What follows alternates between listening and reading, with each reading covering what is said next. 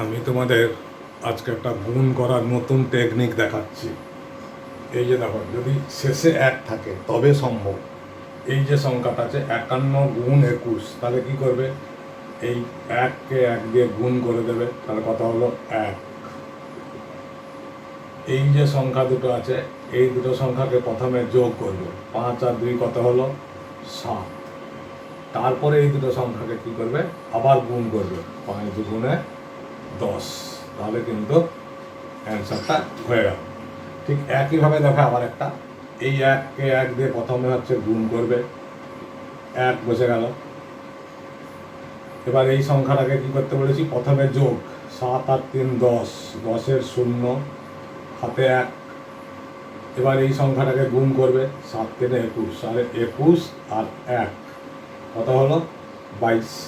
এইভাবে কিন্তু সহজে অ্যান্সার হয়ে যায়। ওকে।